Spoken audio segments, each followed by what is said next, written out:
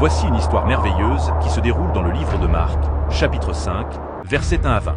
Jésus arrive dans la ville de Gadara et est accueilli par un homme possédé par des esprits impurs. Dans leur échange, ces esprits supplient Jésus de ne pas les chasser hors du territoire, mais plutôt de les envoyer dans les ports.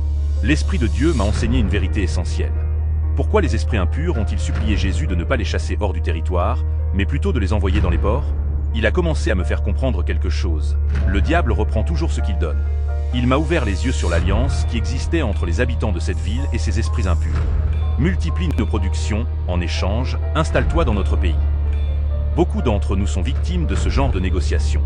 Une personne peut donner accès à un esprit impur en échange de bénédictions. Donne-moi ce poste, de l'argent, la voiture, les maisons, les voyages, l'autorité, le pouvoir, ainsi de suite. En échange, installe-toi dans ma maison, dans ma famille, ou même dans ma ville.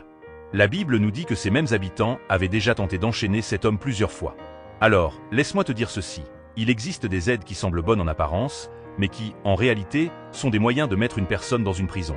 Marc 5, verset 5 dit qu'il était sans cesse, nuit et jour, dans les tombeaux et sur les montagnes. Il criait et se blessait lui-même avec des pierres.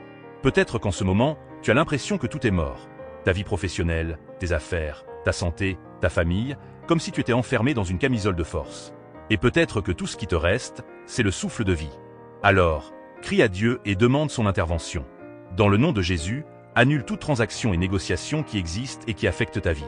Ce cri ressemblera peut-être à un dérangement aux oreilles de l'ennemi, qui voudra sûrement te faire taire avec des oppressions. Mais Dieu, lui, l'entendra et l'interprétera correctement.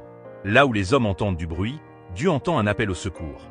Je ne sais pas qui est entré en contact avec quel esprit pour que tout ce qui t'entoure soit sous l'emprise du mal. Je ne sais pas qui bénéficie de ton malheur et du fait que rien ne marche dans ta vie, mais je t'invite à crier à Dieu dans la prière. Alors, si ce message t'a parlé, partage-le avec quelqu'un qui en a besoin.